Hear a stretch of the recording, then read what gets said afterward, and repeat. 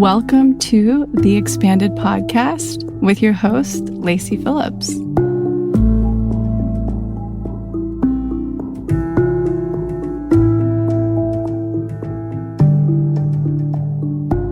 As a leading manifestation advisor with a process that's, radically different from the old New Age model, mine is rooted in psychology, neuroscience, and my energetic gifts. Therefore, I created this podcast to help you expand your subconscious limiting beliefs about the potential of deserving the manifestations you're calling in. In each episode, we'll walk through my expanders, a term in my manifestation formula signaling the people that already embody, have, or are successful in what we are looking to call in. These are the people that we witness through our mirror neurons on a subconscious level that expand us into knowing that our manifestations are possible as well. Especially when we hear about their background, their upbringing, their trials and tribulations, and any of their pitfalls that they had to experience along the way. Therefore, you're tuning into this podcast series to show your subconscious that anything you desire is possible. And by pressing play, you've already started the process of manifesting it. If you enjoy this episode, please leave us our review, comment, and share it with your fellow manifester that's struggling or could really benefit from the information that you're about to learn.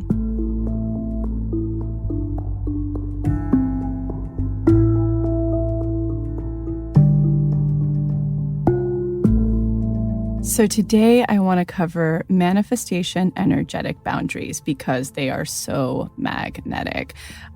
Even against the grain of common societal beliefs. I had to learn this at a very young age. Many of you know I talk about this a lot because it's really relevant to my process of understanding my gifts and learning manifestation. My mom has been such a gift in my life to understanding this and how to work with people through manifestation. But my mother became an alcoholic when I was around the age of 11. Before that, she was like the biggest expander in my life. She wasn't quote unquote the best mom because she was too young to know any better, but she's an incredible soul.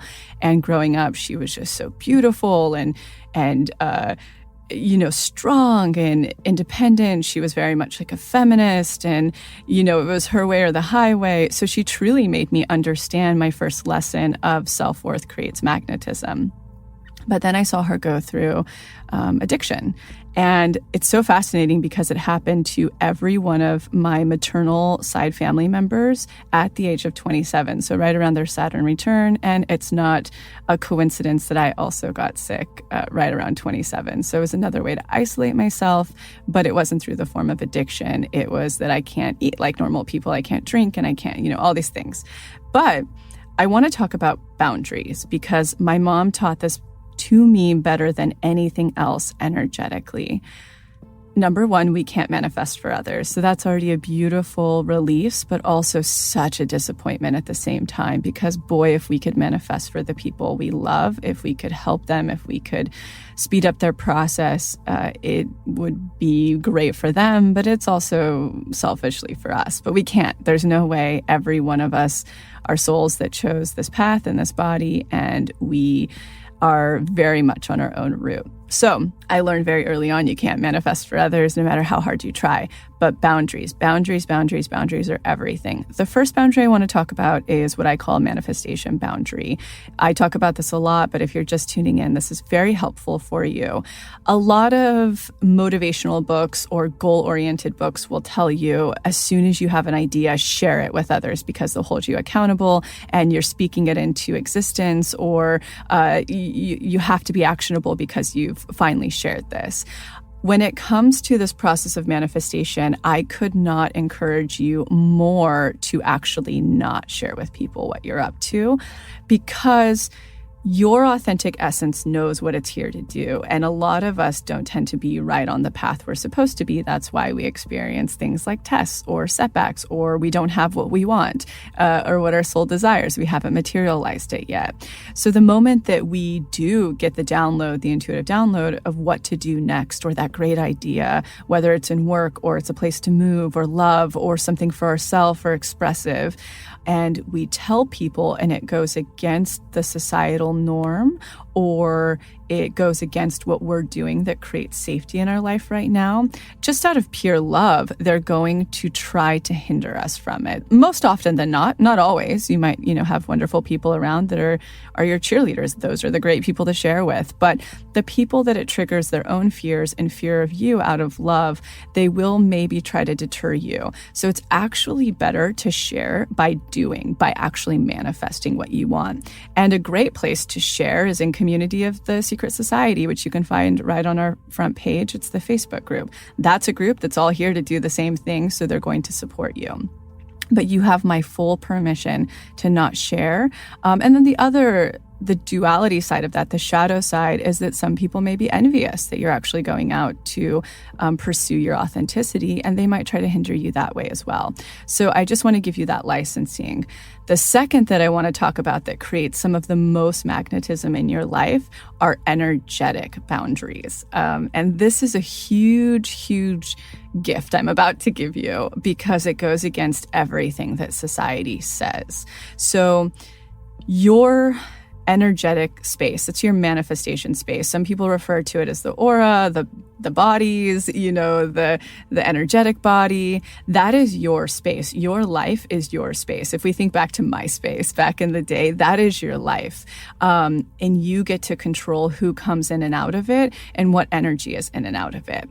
The more you have energy in it that's trying to shame you, make you small, isn't empowering you, isn't believing in you, supporting you, that is all energy that's considered a block inside of your aura or your energetic space. And you need to clear that in order to create literally a pathway for what you want to come through. Also, the moment that you clear it, if you have been settling or you've been buying into the belief systems of what's being projected to you, you've been small, therefore you're not in alignment with what you want. The moment you start to let that go and do the work through reparent, through shadow, through the formula magnetism or the daily reprogramming exercise, you're going to start to build up that magnetism to also connect with what's wanting to come through. This, I don't care. I mean, some of you kind of got to witness this with me lately. I don't care what society is telling you needs to be in your life, what's right and wrong. This is your space. It's your energetic space. What anybody does in their own space is their thing, but energy doesn't get to come into your space and make you feel shameful, make you feel small, unsupported. It's got to go. So the big tip I want to give you today to create instant magnetism, literally right this moment, is to start clearing your space. The workshop that actually deals with clearing your space is Unblock No. On an energetic level and a physical level, it makes you go through and take inventory of everything in your space that needs to go to create that pathway. But how to actually build up your subconscious worth would be through the other workshops that I mentioned. And the formula magnetism is actually what shows you how to manifest, how to create your list, how to go about it, how to find expanders, how to pass lessons and tests, all that whole shebang. Examples of this with clients. So family sometimes is a huge encroachment in our space just because it's not their fault. They don't have the tools, or they haven't done the work, or they just aren't meeting us with where we are. That needs to be, energetically spaced out. Social media is a great example of this. So many of us continue to follow people because we feel we have to, or what would they think if we stopped? And we continue to put in our energetic field all of these things that don't make us feel good, or they trigger us, or they don't have our best interest. It's got to go. If you're on Facebook, if it's political things, or if it's, things that are harmful to other people that don't jive with you, you need to let go, delete, create boundaries. None of that should be around, because your energetic sphere needs to be clear for that pathway. People have a very hard time with this because societally it can create a lot of shadow. the moment that you let a couple of people go on Instagram, or you create space in Facebook, or you're creating this in real life with your family, through your job system, whatever it is, you will sometimes see the rear of other people's shadow. Rejection feels really hard, and it's not really rejection that's happening. Boundaries are just very hard. Not a lot of us were taught boundaries when we were little. I certainly wasn't taught any boundaries. I'm a recovered codependent, meaning I grew up with an alcoholic parent, so there's no such thing as boundaries. My emotions don't matter. My wants and needs aren't important. And then building up this onion, this ego shell that I don't need anything. I can take care of myself. I'm independent. So just know that when you do create these boundaries, they may rear some shadow. And here's the really huge tip of creating boundaries that I really want you to know, energetic boundaries, is love the shadow. And what I mean by that is send them love. I know it's so hippie, but it's really the truth. You just have to You're choosing what's best for you so you can continue and to flourish on your authentic path and manifest. Therefore, you're actually doing the biggest gift to them possible. You're becoming an expander for them to show them that they're capable of doing the exact same thing, of creating those boundaries, being on their path and manifesting what they want. So if we're just looking from the energetics of manifestation, boundaries are mandatory in this practice. So please take inventory, unblock, go through it and see everywhere that needs to be cleared to allow the pathway of what you're wanting to come through.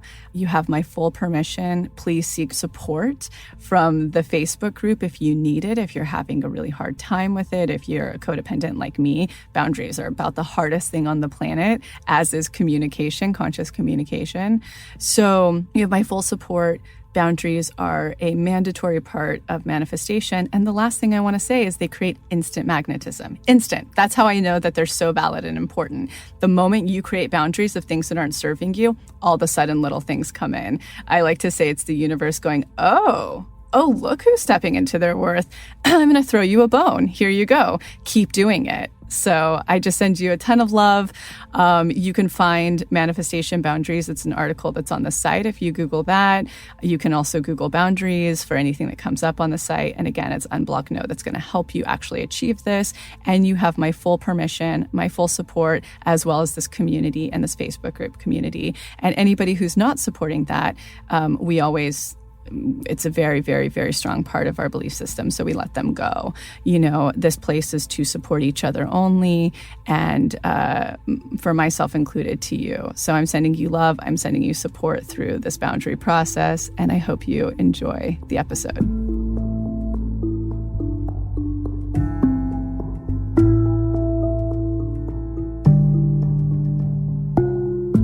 Geez, guys, I don't know where to start on this one.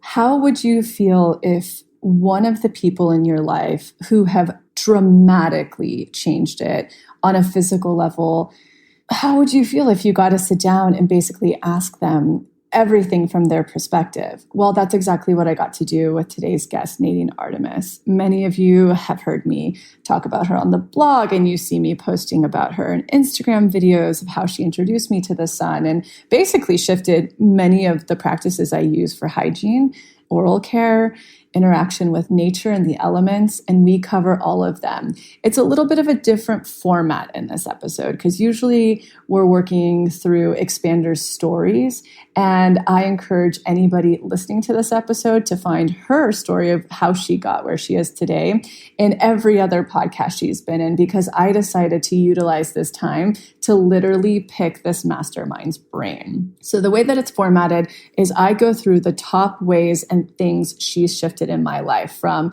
no longer wearing bras or underwear to only washing pits and privates to spending a lot more time in the sun, interacting wisely with it without any sun care or sunglasses. And I mean, it keeps going on about the yoni care to, the way that I now cleanse my face. And I've really moved away from things like laser and exfoliating and, the oral care. I mean, it's dense, and she has a lot to inform us on and educate us on. And what I love about Nadine so much that really, really encompassed me when I first discovered her is not only is she this really vast thinking Aquarian who, studied women's anthropology and did her her final thesis on the female orgasm. She's this really broad thinker, but as a manifesting generator, she's also heavily interested in science journals and the science to back everything up. So that's how she could distill down the purity of medicine, of botanicals that have been on the planet since the beginning of time, and really make them so targeted, so result-based that it was imperative that I just have her break that down for you. I really hope to have her again soon. I think any woman and potentially man could benefit from this episode. So sit back, kick back, and get ready to have your world totally changed. Welcome to the Expanded Podcast. I'm so grateful to have you here. And I think a really fun place to start is I'll explain how much you've impacted my life. It's actually very rare that I tune into a lot of what other people are saying. And I've always resonated with everything you've had to share, because not only is it all about interacting with the elements and using nature to heal you and botanicals, but you also are so versed in the science and the studies to back it up. So it's the most beautiful information for all sides. And so just to explain a couple of the shifts I've made in my life, and then I would love to unpack them a little bit with you. The first is that I stopped wearing bras in order to allow the lymph to flow. And I started doing breast massage with the Living Libation massage oil. I also try to not wear underwear when I'm wearing skirts and things, so I can allow the microbiome to breathe and all of that stuff. Sun has been revolutionary in my life. I was the person who was so afraid of being exposed to the sun and being fair. And it was you who allowed me to jump off that cliff and really start to build up my solar callus. And as someone who has autoimmune issues, it has been transformational in my health. And so just to list off a couple more, and then we'll kind of start to unpack them one-on-one. I also right away began your pits and privates model of only bathing or using soap on my armpits and privates in order to allow the microbiome on my skin to feed itself, as well as to be to flourish in health and balance. And we've also done full filtration water in the house in order to not have things like chlorine and gases and all of that stuff disturb the microbiome as much as possible. And last but not least, I love the model of allowing during menstruation for everything to detoxify and come out. So a main tool I use for that are reusable organic pads. And once in a while, I'll use a cup just if I have to swim or any of that. So I just want to preface all of that for the listener, because I really want to break it down while sharing your two incredible books on dentistry, holistic dentistry, as well as the most amazing new book that's been out that I devoured, all about botanicals, beauty, and using the natural elements to essentially incredibly pump up your beautifying routine. So let's start with breast health, no bras. Let's unpack that a little bit. Sure.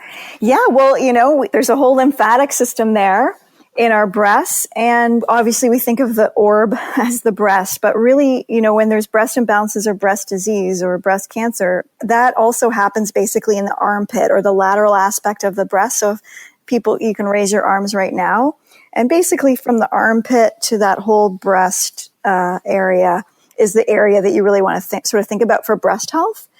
And when we wear bras, and there's been some studies to back this up, but it also just is common sense, especially with wires or tight bras with tight elastics, that's cutting off circulation to the area. And then what we're basically creating is a bit of a lymphedema cesspool in the breast during the day, so that toxins gather in our breast rather than being part of that circulatory system. So the lymph system, in very general terms, is moving waste, for lack of a better word, but moving the toxins and stuff away from systems. So the blood, this is a very basic terms, but the blood's bringing all the nutrients in and the lymph is helping to move things away. So we always want a circulating lymph system. If your ankles get puffy, that's a sign of a bit of a stagnant lymph system, or glands around the neck getting puffy. So yeah, we want to keep that area in part of our body's flow. So if you take off your bra or you check right now, if there's any red spots anywhere around the shoulders or the back or the breast, then that is cutting off circulation. So you want to go without as much as possible, and then wear something that's really, friendly. There's so many options now, like organic cotton with like 5% lycra, kind of a yoga bra, or even like a tank top that has a bit of lycra can create a bit of support depending on your size. And also, if you think about it too, if you had your arm in a sling, if it got hurt and then you kept it in a sling, eventually that arm's going to atrophy because the muscles aren't being used. Yeah. I personally have noticed, I think it's been about 2 years now that I haven't, and mine have, in the vein sense of it, have become a lot more perky since. And granted, I am obviously fortunate enough to have, smaller breasts that I can really get away with this in, popular society. What are your tips? Because I know you're somebody who has a fuller cup. What are your tips? I actually was we have to talk about that. I think you're everyone's aging expander. I actually feel like I'm on a smaller side. Okay. Yeah. So I feel like, because that's the thing. I know I say all this advice, but again, I don't even know really bra sizes anymore. I don't even know what mine is, but I'm definitely not into like the double C's and D's and stuff like that. So I I'm like, I don't have that experience, but hopefully you can find a top and a softer bra. They really have been reinventing them, and then, you got to do what you're comfortable with. But we definitely, some women are like, I'm going to wear a bra at sleep because they think, while I'm sleeping, because they think it's going to help support. But it doesn't. Absolutely. It doesn't help support. So you want to get, them sort of active on their own, which of course you could do like pectoral exercises and that kind of stuff. But it's not the bra that's keeping them up. It's not the bra. The bra's defying gravity while it's on, but it's not helping otherwise. Yeah, absolutely. And the oil is incredible, the Living Libations breast oil. Can you break down the botanicals in it and why it's so beneficial for breaking up that lymphatic stagnation? I have a really in-depth chapter in Renegade Beauty. So it's sort of on breast health. It's beyond just the formula. But in there, it's great because I can really get into the science where you can't really get into that on a website, due to... Yeah. But the great thing is that essential oils do have monoterpenes in them, and the ones that we've chosen, like frankincense in there, are very rich. And there's been lots of studies done on monoterpenes and how they influence cancer and cancerous cells by inhibiting particular cell signaling pathways and by counteracting metabolic changes that could occur in breast disease. And also, the essential oils in there, like grapefruit, have high contents of limonene. And that helps to stimulate estrogen detoxification. It helps to restore hormone balance in the body. And so, in general, the ingredients are helping to detoxify the tissues and get the circulation going. I love that. Oh, amazing. And let's hear your thoughts on the underwear model as well while we're on the topics of undergarments, in your research and perspective on the microbiome, the yoni microbiome. Yeah, the yoni microbiome is a huge area, like a very important area for women. So just to backtrack a little bit, the microbiome is kind of a newer era of study. And I say newer by, the past 2 decades, science and research has really gone into it. And what we understand now is that the microbiome, which is our collection, our banquet of billions of bacteria in our bodies, and they are essential for the functioning of our hormone, of our communication systems, of our digestive systems, of our immune system, basically every part of our body. So, in the 40s, when we were thinking about germ warfare and we must kill the bacteria, we're in a totally different stage now where we understand that we need the bacteria. We don't want pathogens, but we need a body of bustling bacteria. And we actually have like about the same amount of bacteria as we have cells. So bacteria is just important as cellular health. And it also understands that bacteria are vital, just like DNA and cells, and their health is vital. So the main microbiome areas are the gut, and that connects to the brain and the skin. The skin microbiome is a huge one. Our oral microbiome is a very important area. And then for women, we have very juicy microbiome in our vaginas. And so a lot of our modern practices, including not just underwear, like hopefully we're all wearing like organic cotton underwear, because our bodies and our vaginal microbiomes really rebel at polyester underwear. I mean, that is, recipe for yeast infection right there. What are your thoughts? Yeah. Not to just segue too much, but I don't know you're an Aquarius as well, right, Nadine? Yes. I think Shiva told me that. What are you in human design, if you know? I'm always so curious. I think I had a generator manifester. Ah, that makes so much sense because you have so many outlets of interest. And that's a total segue, but I personally, I think it's been since I noticed this about 7 years ago that I can't wear. My body repels anything that's not 100% of a natural fiber. So if it's not 100% cotton, silk, wool, any of it, if it has even a hint of viscose or anything poly-based, it'll develop this like terrible BO, which I think is a bacterial reaction. What do you know much about that? Breaking it down, and that's usually under the armpit area. But I assume that the same thing is happening as well in any area, especially open areas like like the yoni. Yes. Yeah. And it's going down to like breathability. And if things can't breathe, it's going to change the microbiome of that area. So for sure, I love vintage clothes so much and I'm usually reworking them, but I have found, I can't handle all the vintage polyesters anymore though. Absolutely. Which came out in the 60s. It's such a bummer, such a good time. Totally. I can do it for things that aren't touching quite to my body. Or if I'm doing a stage thing, I can wear something that's a bit different for like an hour, because I love to design what I'm wearing. But that being said, for armpits or socks, not that I'm wearing socks that much, or underwear, that has to be 100% cotton. But that's also why, like, if you have smelly feet or body odor issues, or you even think like, you want a more aromatic yoni, don't wear synthetics in those areas because, your feet are going to be smellier, your armpits are going to be smellier and all that because it's all just trapped. It's not breathing. The microbiome is going to start behaving differently. That makes perfect sense to me.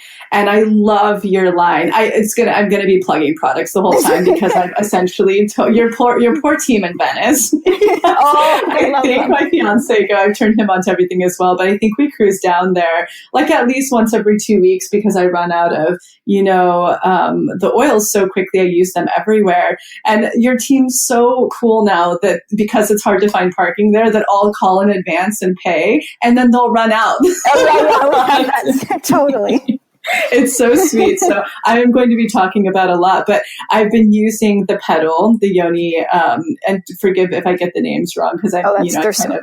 Yeah, there's so many, and they're so petal wonderful. Soother or the petal? Yes, yeah, I love it. Can you explain what those products are doing in there, which obviously is very similar to, I'm sure, the breast oil as well, in a different way?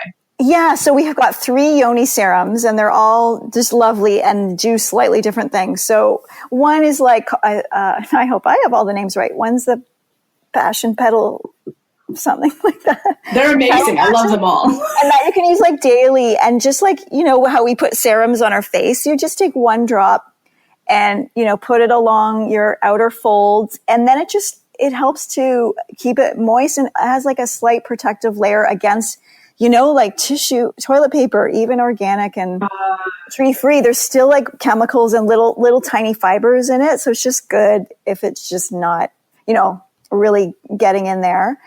And it also just helps, because we pee all day and all that kind of stuff. It just helps the area, keeps it cool. It works well with the microbiome.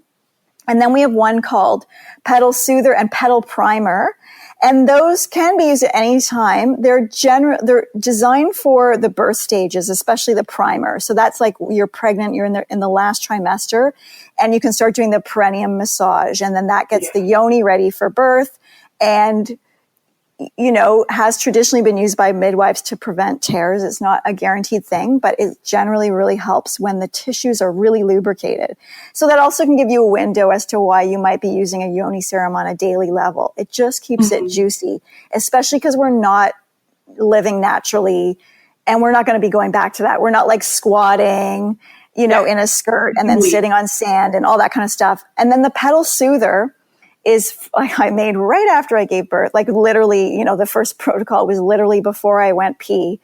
Because I was sitting there thinking, oh my God, I'm going to go pee. And you just have a feeling like, I think it might sting. Like you don't know. Yeah. And so I just put that all over and then everything was really good. And then I also found like a lot of women, they might use ice after they give birth and all that sort of stuff. But if you use the pedal soother, you just don't have to have anything sort of hanging out between your legs except for the oil. And it's very calming. What it's also good for are things, vaginitis or vulvodynia or just like swelling and inflammation in that area. It's just like it's very cooling. It's got all the cooling oils like yarrow and peppermint and that kind of thing. I found it to be super magical as well because my fiance and I, and this is like beyond TMI, but I assume this will go in so many directions that we used to, because I am so sensitive, obviously, to bacteria and I'm so conscious of swapping bacteria and we've done, like yeast protocols together and all that good stuff when we first started having intercourse. But still, there is something about him that can agitate that area for me, the pH of it. And so because we've been trying to get pregnant for quite a bit, and I was finding that I was using a coconut-based lube for it to use the microbial protection. Yeah. However, I just felt like it was so different than the exact texture of what sperm would be, that it could also be not preventative, but it could make it an extra leap. What I've actually done instead is right after intercourse, I will use the yoni serums. That's a great idea. Yes, so allowing it to flow naturally and then using it as an after. That's perfect. Yeah, and there is when we're melding, there's just different things at different times, and even for oral sex, then there's a whole other set of just microbes. So it is good where you have that because there can just be minor irritations afterwards. Just even depending on your bladder and all that kind of stuff. So, but that's interesting you bring that up because I also write about because it was fascinating. They've done studies on lubes, and this is the other thing. Like we really have to think about what we're putting in our vaginas, which is basically. I don't think you should be putting much up there. Just how you said, like you're just using a cup for swimming. I think that's really smart. You just want to have those moments, but you don't want to be using spermicides. You really don't. And you don't want to be like KY jelly. So that was really interesting because, there's a thing with glycerin. It seems like it's older and it's sort of natural. It's semi-natural, but it's still really processed. But what we don't understand is that it actually causes a thing called osmolarity, which creates imbalanced water in the cells. So when it's applied to the outside, the cell releases its water. And what they found was with people that were using glycerin-based lubes is that the cells in their yoni were, when they looked at them under a microscope, they were shriveled like raisins. Oh, and then what was happening in the yonis is that then there was more cells sloughing off and then sexually transmitted diseases were being able to be passed back and forth easier. And so it's compromising. And it creates sperm immotility. Oh, wow. Yeah. Wow. So then I was looking at that makes perfect sense. Totally. And then you've got all these people, trying and there's so many things to think about. So then I was looking at what helps sperm motility? And there are, different oils and that kind of stuff is one reason why we made the Venus lube. So we also have some love lubes, love butters and stuff, but we made the Venus lube again, it's not going to necessarily make you fertile, but it won't inhibit fertility. Like absolutely. And just create an environment that's more beneficial. I love that. All right, let's get into my favorite topic to listen to you talk on. It's my favorite, and it has been literally the most transformational in my health and my beauty is sun. And obviously, common society has such a fear of it. And if anybody hasn't listened to the episodes on Rewild Yourself podcast with Nadine, Wise Interaction with the Sun, also your book is incredible for this, Renegade Beauty. I just would love for you to share any information and unpack this any way you would like for these listeners. For sure. Well, I was so happy, and just as I was writing the book, to really, dedicate a whole chapter and get all those studies and everything in there, because I understand that when we're, debunking some myths and then moving into a new paradigm, we want to really cover it from all the angles so that we can confidently move into that new area, which in this area is really enjoying our relationship to the sun, which is really, it's been so crazy the past 60 decades, I would say, where it's really changed our belief in the sun. Whereas just prior to that, around the turn of the century, and prior to that, obviously we've had, centuries of being okay with the sun. It became a bit out of fashion in the Dark Ages, which is kind of funny. It became like seemingly against religion to enjoy the sun, just put Absolutely. It very mildly. Even Victorian times, you think about that. Yeah.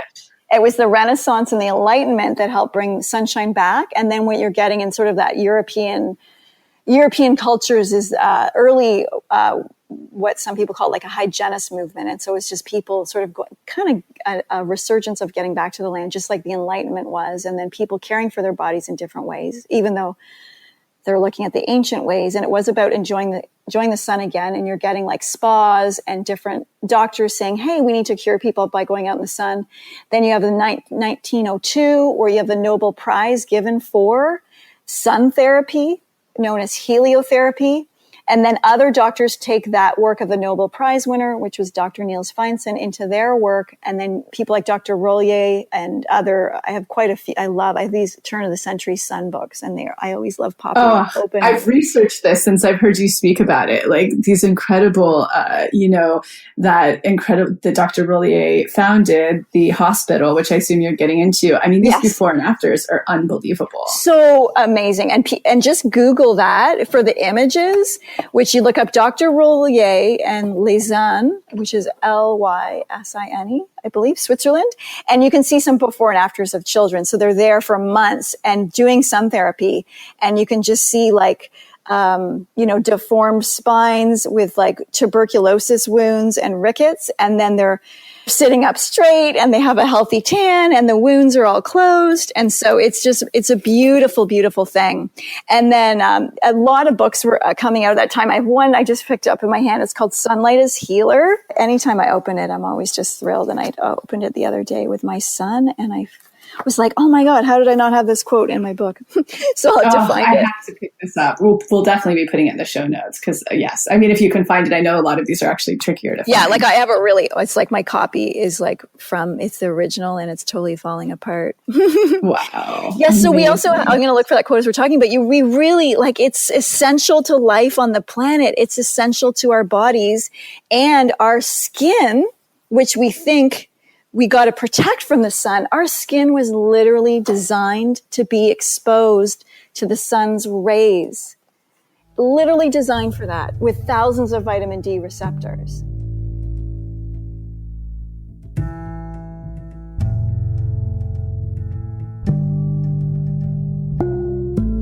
So I'm quickly interrupting this episode to invite you, if you're ready to start your manifestation journey, or if anything you've heard in our manifestation episodes has piqued your interest to begin.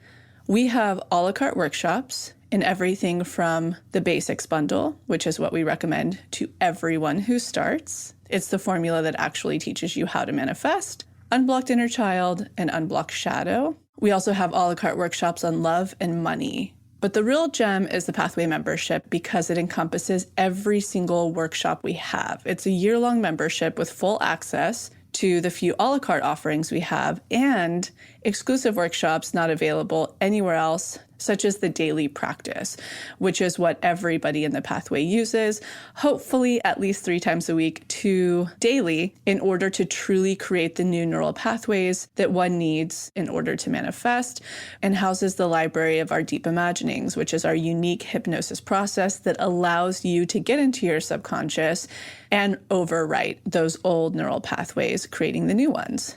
You can use our special code, EXPANDED, all caps, EXPANDED, to receive $20 off your first a la carte workshop purchase or $20 off your first month of the pathway. Again, that's all caps, EXPANDED, EXPANDED. Okay, now back to the episode.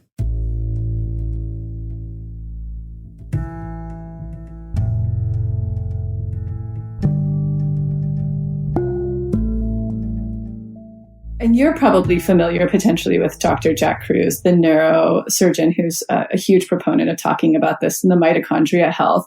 And I love an analogy that he uses, that we're the only life that comes out of, our mother's vagina, and then we put essentially something over to block us from the sun. We're the only one. And if you look at something like the analogy he loves to give is if you take a tree, once it sprouts and, it's growing and you put a tarp over it, how well is it going to perform in health?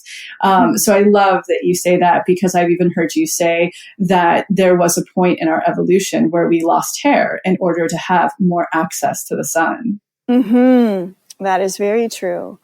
And we need to keep evolving with the sun and filling up our vitamin D receptors with the sunshine. So we can, so we have a lot of studies now that really show that we need vitamin D. Like, just breast cancer risk is slashed by 50% by having ample amounts of vitamin D. And now we all have access to the supplement. So some people, think, okay, great, I'll just take the supplement and then I won't need to be in the sun. Because we're afraid of wrinkles and diseases coming from the sun. But my book really goes into debunking all of that into great detail. And so, we can't just take it because we need the vitamin D, but we need the sun's vitamin D because it's a different type of vitamin D that's created. It's a water-soluble vitamin D that's created when we interact with the sun. And vitamin D is this precursor hormone. It's like this liquid lube. It actually lubricates us from the inside. It's essential to our innate immune system. It's essential to creating antimicrobial peptides that then feed the microbiome.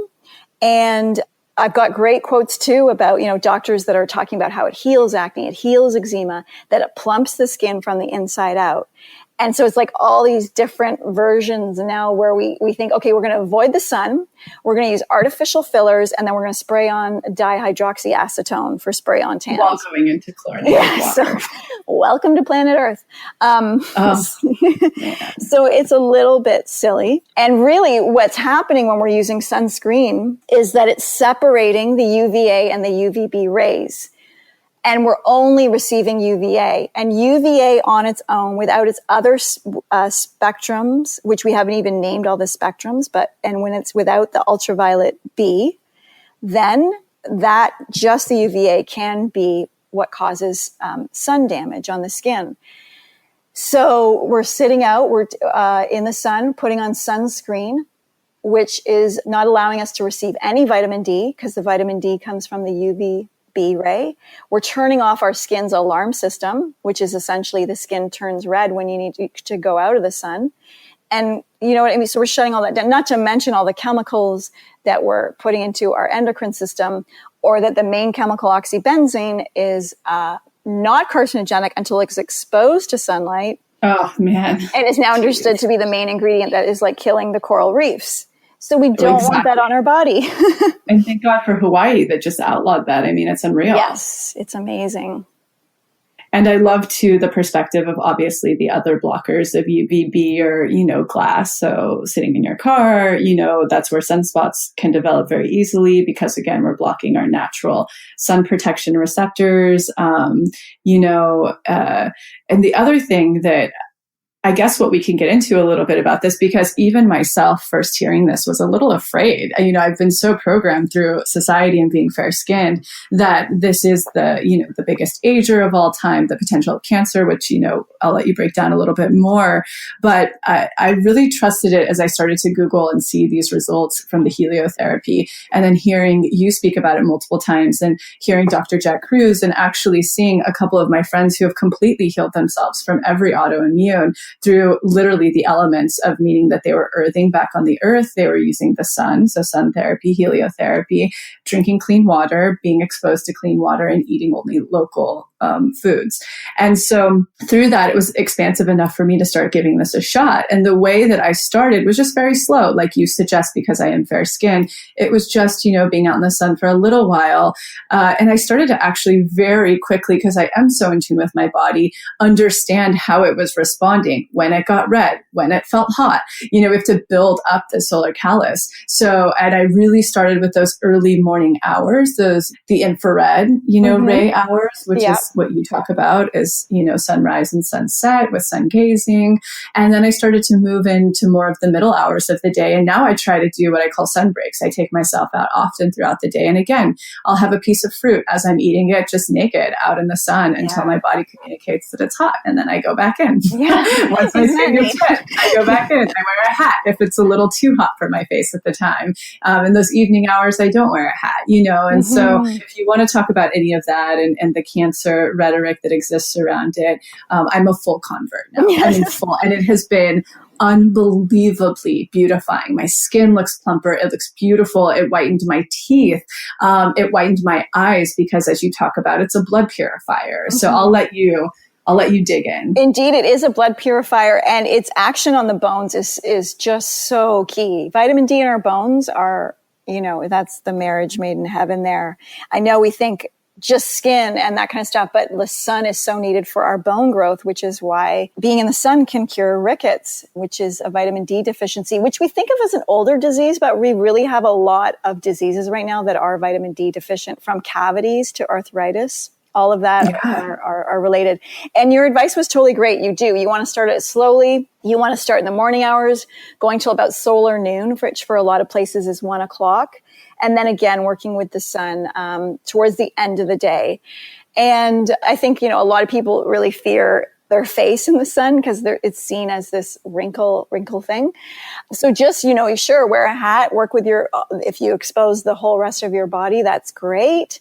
But really, and then maybe you can start, trying to trust your sun in the skin. But I find it definitely needs less time in the sun, because my thigh, for example, can absorb a lot more sun before my cheeks would get burnt a little bit red or that kind of thing. But I've really been working on this sun thing for, I'd say, okay, now I get it. It's got to be part of my mission in the spring. That's where I really build up my base. By July, I'm probably not really tanning because it's so hot. And then, working up again, August, September, trying to go as much as I can till November because we have winter here. So I'm starting as soon as I can. Like by March, I even open up my sliding glass doors and just lie on my floor because it's still which I've started out. to do as well. Yeah. I love that. And then working on it that way. And I'm going to say, since I've gone into it deeply, I've definitely noticed a change in my immune system and that sort of thing. And it has not changed my skin in that classic way. There's no age spots or there's none of that classic stuff. Where that can come in, though, is, if you are eating a very standard North American diet and you're eating a lot of mazola and canola and Coca-Cola, your relationship to the sun will be a bit different. And because those interactions, if you're baking in chemicals as you're sitting in the sun, then the effect on your skin is not going to be the same. But the studies that I have, which come from, the Lancet and very prestigious medical journals, really show, and some of them are from Cochrane Reviews, where they're pulling together a lot of studies and then giving the highlights. Really, it shows that sunscreens seem to be helping one go down the path of moles, freckles, skin diseases. Absolutely. Yeah. Absolutely. And I can definitely now trace back to a lot of my upbringing around that. And now witnessing a full spring and summer being, immersed in the sun and unafraid of the sun. I don't have another one. Yeah. So I just really wanted to touch on that. I think it's so important. And again, Nadine's book, Renegade Health, is perfect for this. Rewild Yourself. I love that podcast episode. And I know Luke, and I loved your podcast episode with him as well, touching on the sun. So thank you. Now, I think one that people don't think about a lot, but it is like the quickest thing you can integrate within your regime right now. And it also saves hygiene time, is the pits in private model. I love that. Can you explain that? Yeah, again, because we have our microbiome, it's all over our skin. And, soap is a newer thing on the planet. And obviously soap's been around for centuries, but, it's still a bit newer. Like oil came first, and cleansing with oil. So soap's really handy, great for scrubbing our nails, washing our hands if we need to, or our pits and privates. But the rest of our skin doesn't need soap at all, like your thigh, your arm, that kind of stuff, and especially the face. So now that we're studying the microbiome more, we're seeing like what is inhibiting it or mutating the microbes or causing damage. And when we look at the microbiome on the face, it's fascinating. We can see how acne starts, or rosacea, which is related to a Dermadex mite. And then, of course, that's connected to the guts. So our modern skincare systems are generally with tons of surfactants, and then different chemicals, which are like an alcohol, which is then stripping away the lipid barrier, stripping away the sebum and the bacteria that are supposed to be on our face. And then that screws up the whole homeostasis of our skin's oasis, including even overexfoliating, because we actually need some dead skin cells on our face so that the bacteria have something to eat, which all sounds kind of gross, and it's all happening on a micro level. But we want this bacterial banquet to thrive on our skin, and we kind of want to let the bacteria be our beautician. So when it gets out of balance, that's when disorders arise, from melasma to acne to rosacea to even dry skin. So it's all connected. And what we now know about soap and, even mild foaming cleansers is that those surfactants lodge themselves into the very top layer of the skin called the stratum corneum. And those surfactants stay there even after rinsing. So if you've been washing your face for years with a surfactant, that's all still there. And, that long-term use could be causing, just chronic issues that lead to, could be eczema, could just be a dry imbalance, could be more melasma than you're wanting, which is when the skin gets discolored. And so you really want to give up the soap and actually wash with oil, which I know sounds really crazy, especially if you have acne. But when you're using just like a pure jojoba, or we make these blends called Best Skin Ever, and you just wash with that. People used to do their whole bodies. And so you just wet the face, use a squirt of oil. You can put that oil on a cloth, and then you run that over your face or massage it, and then give it a rinse, and then one more squirt for moisturizer. It can literally be that simple. And what you're going to find is the skin's going to be able to rebalance itself. The bacteria are going to get to do the work that they want to do. And, we've had people with decades of acne, sometimes it takes a few months, but for some people, it's like the progress they have with even one night or a week is phenomenal. And so we just want to get out of that sort of squeaky clean surfactant thing that we've been sold since like the 50s. I can attest to this, like testimonial firsthand, in the sense that I was so afraid. I think I've been oil cleansing for years now, but I was so afraid to start cleansing with oil. And I've always had quite normal and balanced skin. But to me, I do come from that general programming of like the Cetaphil to, make it squeaky clean, and it never actually served me because I do run more on the dry side. And so it was actually an esthetician within our community who said, oh, it's the best kept secret of all time for estheticians is you cleanse with oil. And so I did start, and it was so productive. And then it was, I think last year that I moved into the Best Skin Ever Rose, and that was great. Then I moved into the sea buckthorn. But what's been so transformative for me, being fair and Irish and prone to freckles, is that the frankincense has been revolutionary of wiping out any redness on my face or irritation, and really starting to dim any sunspots or freckles I've had. It's been, and so now I use it full body for everything to cleanse my face. To That's awesome. And that is our best skin ever for redness. So that makes sense. It's fantastic. All the others were beautiful. They were very hydrating. They were wonderful, but this has been like miraculous for that. Also the doodad, which I cannot rave about enough. If you have, I'm the person who comes from lasers. I come from, trying to bleach out with lemon, sunspots and discoloration. And the doodad is revolutionary, the botanics in that. And at first I was like, there's no way this is going to be effective. And I started to see some testimonials on the site, and I was like, I'm going to give it a try. And now I use it as well daily as a spot on certain areas that have it.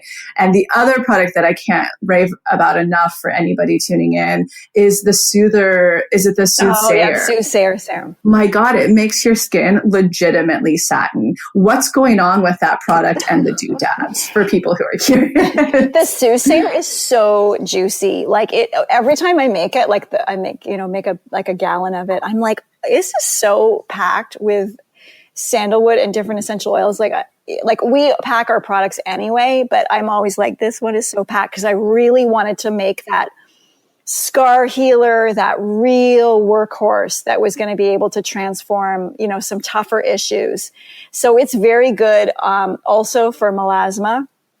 And then we have for what we call like sort of spot treatments. And we have the doodabs, which are a pure essential oil blend. They're uncut with anything. And what you're using that just by the drop, because some areas need that real special attention, like a zit or a cut or a little rash or the melasma spot. They can be further diluted, but sometimes you just need that really potent drop to do it. And they're made in a way, they're very potent, but for the general population, it's fine because they're made with oils that are okay neat on the skin. For most people, it's always good to do a patch test and see how your specific skin is. But those are little really powerful medicinal treatments. And then we have now, because they're so popular, we've also ozonated them. Oh, yes, I've seen that. Yeah. And on a side note, what do you have to say for the naysayer? Because I've seen people who are like, oh my God, you should never use essential oils directly on the skin, which clearly, I mean, at this point, I'm like, I literally only pretty much use your product, which is so heavily effective because of essential oils. What do you have to say on that really quickly? Well, on one level, I kind of agree with the caveat because most essential oils are not authentic. And so, don't put those on your skin undiluted. Don't even put them on your skin. You're talking about the regular go to the health food store and what you find it can there be is usually cut. Yeah, even an organic essential oil could be not authentic. There's so many ways to fold, refractionate, adulterate, add additives. It's pretty huge, and it's been going on for a while. The very use of very pure essential oils is rare. Also, some people could be making blends and skincares or using oils, but know they're not real. So it's not always, even that maker of that skincare may not know that that's just a shitty essential oil, if you excuse my language. Yeah, that they're not accessing the purity. So I've been working with my distillers for over 25 years. It's been a lifelong project. So really know who they are and what they're doing. And because this has been an issue with essential oils, since before even my time. And because most of them are made for the food and flavor and perfume industry. So they'll take something original and then, do a lot of stuff with it that's very complicated. So we've even we do third-party lab testing, and I've put up the tests by each essential oil on our site. So there's that. But also, okay, let's just talk about real essential oils. Generally, they're very potent, so you just want to be using them by the drop. There's a huge chunk of essential oils that you don't want to be using on your skin. Like, let's say there's about 100 common essential oils. I'd say about half those aren't necessarily great for topical without dilution, but about 50% are. And obviously we know what we're doing when it comes to making something undiluted. It doesn't mean 1 out of 1,000 people won't even react. They may even react to lavender on their skin, but there's essential, totally. Like frankincense, tea tree, lavender, immortelle, rose, all those ones that are good for the skin are not generally skin irritants. And there are times when we want to use them undiluted, like a cut, put a drop of peppermint on a spider bite, a mosquito bite, or I do lavender straight for bites. It instantly takes it out. Or for scars, old or new, especially like a new one, if you've just had something where the skin's been open, then that's where you want to use pure essential oils until the skin literally sutures itself back up.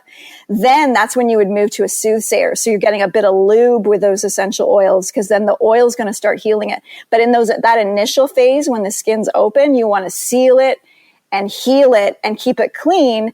And all the essential oils are antifungal, antibacterial, antiviral. So you're really keeping it clean. Oh, yeah. I mean, I think traditionally now, I think it's been years that if I get a cut, let's say on my finger, say I cut myself with a knife, I instantly put cinnamon to stop the bleeding. Then I rinse and put the essential oils for the antibacterial and to also help with the inflammation, the scarring, the everything. And then eventually I'll start to close it up if it needs it, but I let it breathe for a bit. I mean, I just am such a firm believer in the power of botanics. Plus it's been the original form of medicine of all time, Totally. And beauty. Yes. And you can even put that in the sun, right? The sun's a good in the sun, exactly.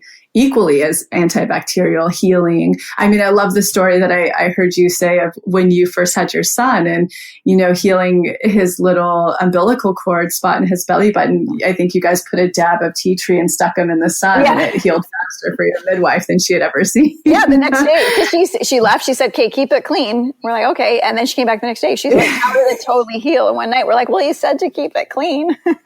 I love that story. And it's empowering individuals. I love that. I think it's beautiful and it's the oldest medicine.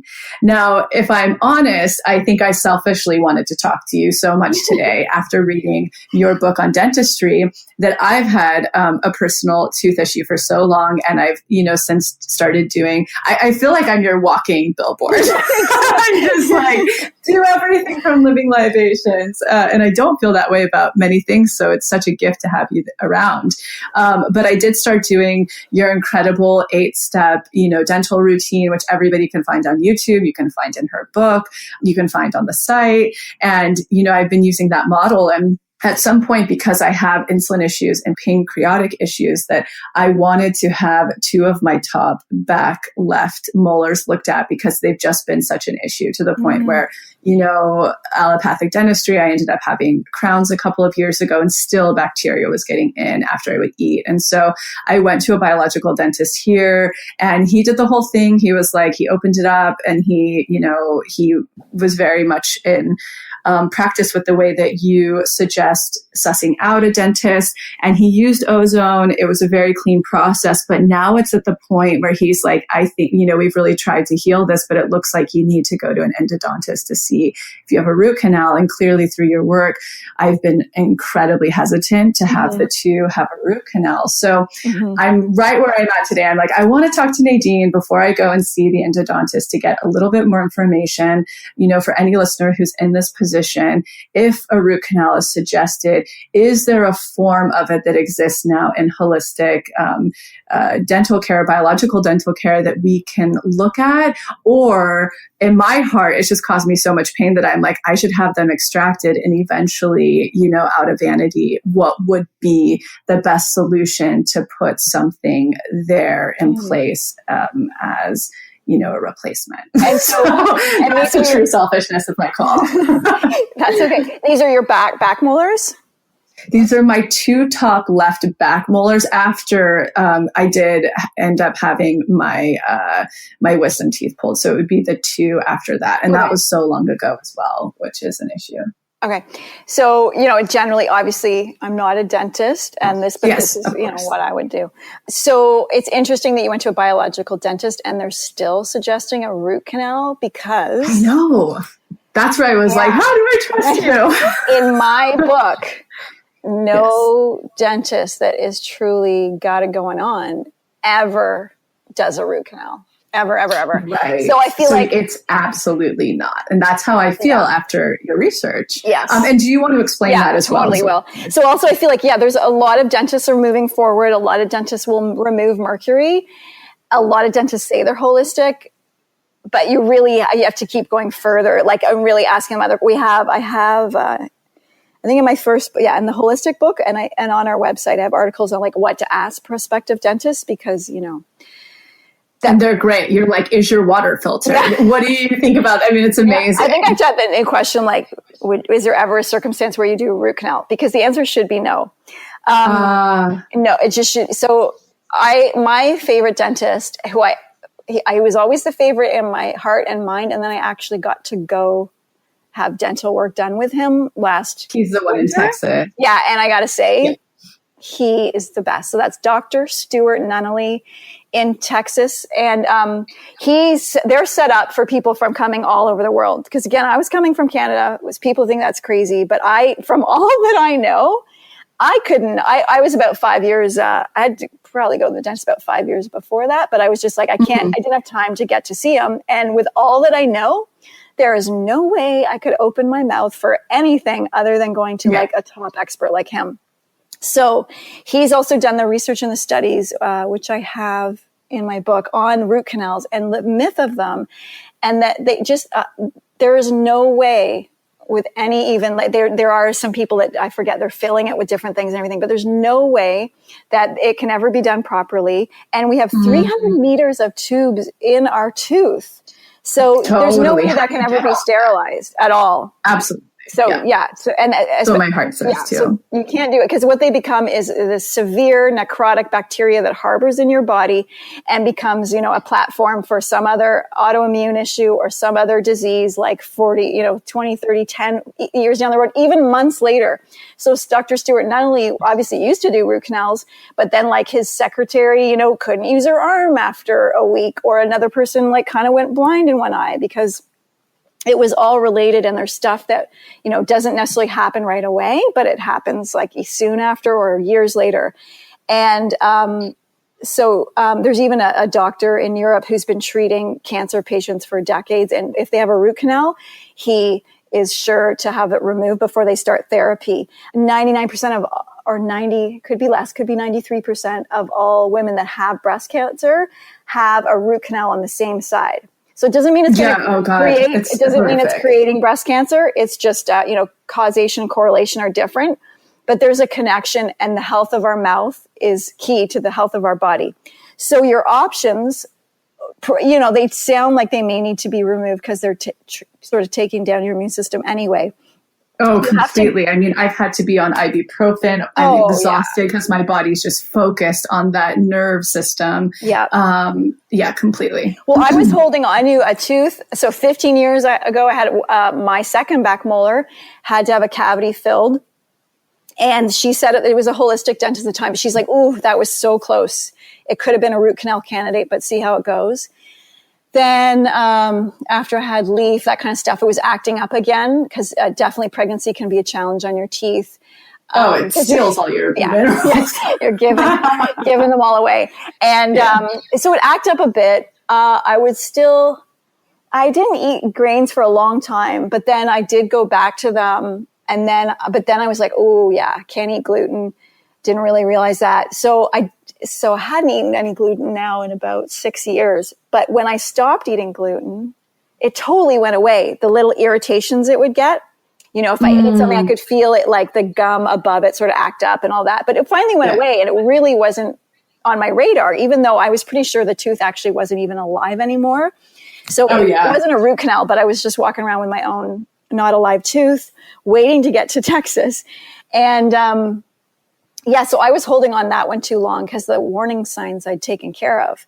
So thank God I got it out, because actually it had created a hole in my sinus floor, which I wasn't aware of. Yeah, so just weird things that are going on that you don't know. So I got that out. So if you're getting a molar removed, you have to make sure you're going to a dentist that will also remove the periodontal ligament, which is not standard protocol. But that needs to be done so that you don't have jaw cavitation, which is basically a jaw cavity, decades later. So anybody that's had a wisdom tooth removed probably you have underneath that in the jawbone cavity starting. It's which is another form of just bacterial infection, exactly. right? Essentially, and bringing your whole immune system down without you even knowing it. It doesn't even show up in an X-ray until it's 80% like eroded. Wow. Like most things, essentially. Most things. So I also wanted to get those checked when I went to Dr. Nonnelly, and that's really easy. It sounds gross, but the tooth's already gone. They open it up, see if there's bacteria there, and then they scrape the bone, allow a blood clot to come, clean out the area, and then inject it with ozone and then PRP, which is great if you have a dentist that does that as well. So they take out your blood and they separate the plasma, then they inject it back in, and then that helps all your own stem cells and your own healing nutrients to come to that area and regenerate it.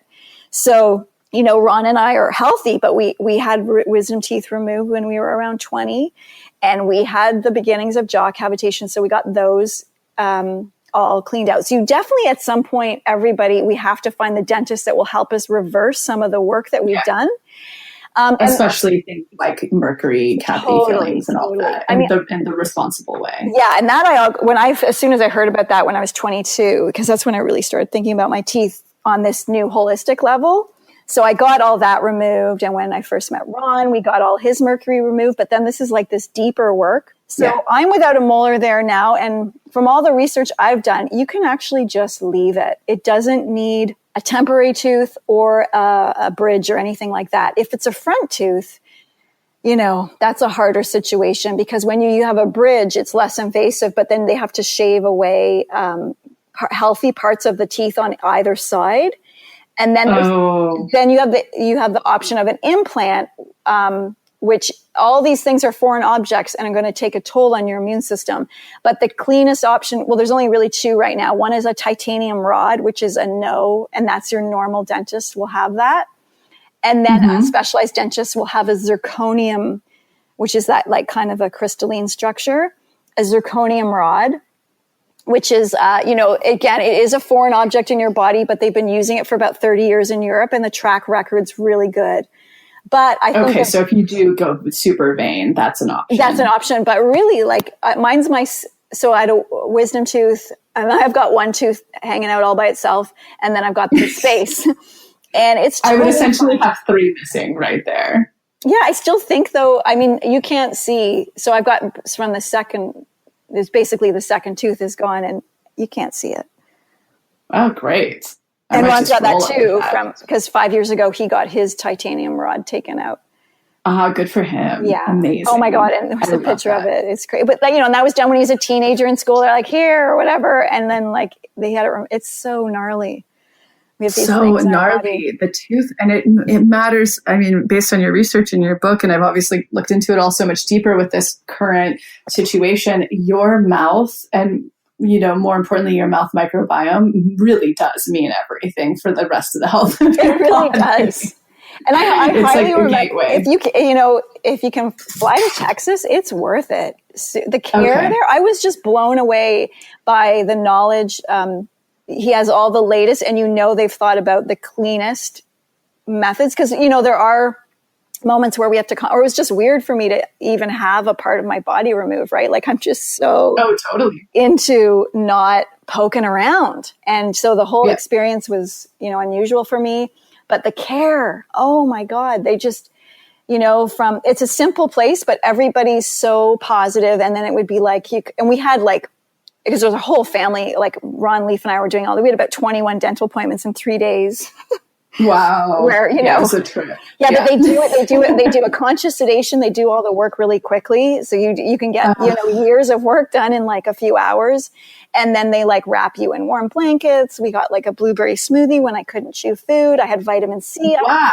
IVs. I had a woman doing sort of cranial trager therapy.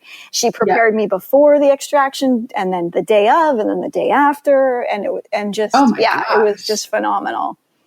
Wow, I'm definitely going to look into that, because at this point I feel so stuck, and this already makes me feel supported, and there's an option. For so sure. I'm so grateful for that. They'll guide you through the right, you know what I mean? It's just there's no, you don't you want it. I don't mean you don't, because you always want to be informed, but I mean when you go there, you don't have to be hyper informed, because they're already at that level. The top is, I love that, the top standard. Yeah. I love it when you can just trust and lean into that. Yeah. And also, what do you feel is the messaging, and especially, obviously, your work centers around women, but a lot of products are inclusive to men. What do you think are the most important things that you are kind of geeked out about right now that are new that you really feel people should know about? Oh, fun. Well, it's not new, but I just like the best skin ever. It's such a foundational place to start. So you can really have a new relationship with your skin and taking care of your skin. We've got a new Royal Rose honey mask, which I'm loving, which you can use as I think I might have gotten that as a tester and I haven't tried it yet. Oh, it's so fun. You can use it as just sort of like a daily scrub, or you can just mix it a bit with water and leave it on your face for, 5 minutes or half an hour. It's really lovely. And all our Poetic Pits now have crystal balls instead of for the roll-on. Oh, wow. So that's kind of fun. Hopefully they're all at the store by now. But we've got rose quartz and adventurine roller balls now instead of plastic. Awesome. So that's amazing. Really exciting. I'm also I guess what's really new is just where we're making everything.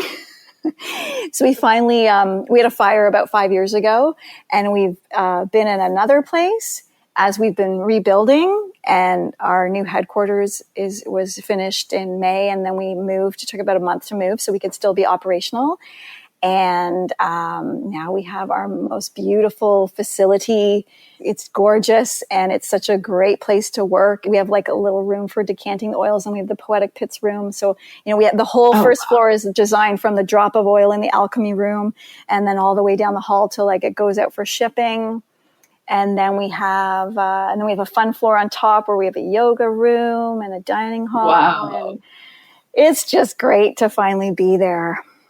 Oh, amazing. And what are your spiritual practices and kind of health practices, eating practices, workout, just the general stuff that people would be curious about to stay fit, to stay in balance? Because I've heard them before, and they're very lovely and non-invasive and minimal, just like in nature. I generally, for whatever reason, I have a very gentle relationship with my body. So when I'm moving around, it's kind of gentle too. So a lot too is really the whole book.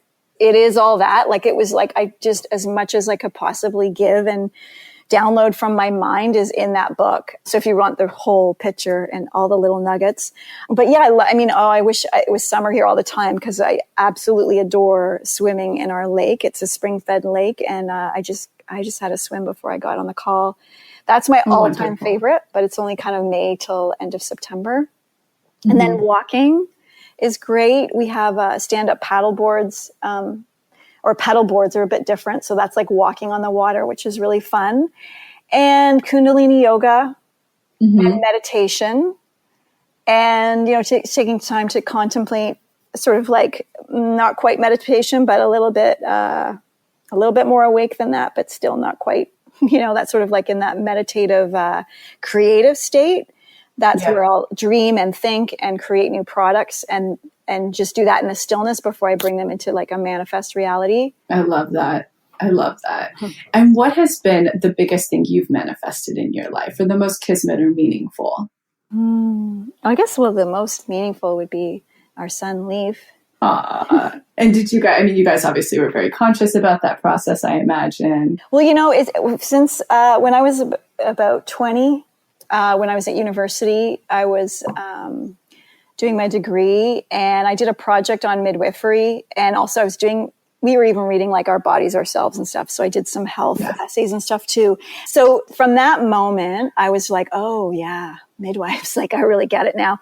So I was that moment was well, I'm not having a baby yet, but right now I'm going to prepare my body and treat it so it was, from 18 on, I never ate processed food. I only ate organic. I've definitely gone into different phases of categories of food that I'm eating, but I always, some things are staples, it's always organic. It's not going to be processed and that kind of stuff. So that's very important. And to me, that was sort of the beginning of creating my child, even though it was about a decade later till it actually happened. I love it. Yeah. Amazing. Oh, it's been so beautiful. And I eventually want to have you back on to talk more about manifestation and your process and expansion. But I just felt like this information is so important. It's been so helpful for me, so pressing, so against the grain that I couldn't wait to share this. So I can't thank you enough for taking the call and just getting a lot of this information out. Where can we find your store, both of your books, the website, ordering if we're not in Los Angeles? Give us the full rundown. For sure. Well, we have our website, which is livinglibations.com, and we're just a few weeks away from relaunching the new site. So that's really exciting. And if you want to sign up for our newsletters, that's also when we talk about you'll be notified when we have free shipping and different specials and new products that are coming out. And then we have our actual physical store in Venice Beach, California. So it's not too far from you. Yes, I love it. So it's our little beauty boutique. And then, I mean, if you don't want to do mail order, then you can email us. There's lots of resellers and that kind of stuff around. And then social media, we got Instagram, Facebook, YouTube, all the regulars. Excellent. And you have to read both of her books. I think my friend, Jenna Zoe, she's my human design reader. We both love all the information so much that once we saw that you had Renegade Beauty coming out, I think we pre-ordered on the spot. We were so excited. So I can't recommend them enough. And the product, obviously, I live and die by now. So thank you so much, Nadine. I hope you guys have such a beautiful summer day. And I look forward to talking again in the future. Yeah, that was really fun. I'll be in LA in February, so maybe we can do a face-to-face one. Oh, it would be so great. And we should just get together. Shiva's a good friend. I know you guys are close. Yeah. It would be so wonderful to connect and share more information and goodies. That would be lovely. Yes, that would be totally lovely. Well, have a beautiful day. And thank you again. Thank you. You too. Bye. Bye. Thank you so much for tuning into the episode, and I hope you enjoyed it as much as I did, we did. And in case you're not totally ready to join the pathway yet, I wanted to share a few of our free offerings that I'll often suggest to people as a little bit of a blueprint to get them started on their manifestation journey. The first place I like to direct people completely for free is the motivation. You can see it linked below or on our homepage as our testimony library. And it's categorized by different subjects, whether you're calling in career, money, love, wellness, and much more. When you're reading about a member's experience of what they manifested, you're actually seeing to believe and showing your subconscious that that very thing is possible for you. The second place I like to direct people is to the free clarity exercise, which is also linked below. In it, you get to try our own unique hypnosis process, learn about the science, and some journaling prompts. And the best part about this, you'll get a tiny taste of what it's like to go into your hypnotic state, bring your subconscious forward, and create new neural pathways while receiving clarity. And the third thing, if you haven't listened to it on this podcast yet, please go back to the episode titled Manifestation 101, where you'll learn the basics of neural manifestation to truly understand this process. So go ahead and check out those free resources, the motivation, the free clarity exercise, and the episode Manifestation 101, all linked below. And in an effort to make sure to have representation in this process series, go ahead and submit any process testimonials you have, especially to our LGBTQ+ community, our BIPOC, as well as the Ys, which is anyone in the community who is 45 and over. All right, we'll be back next week.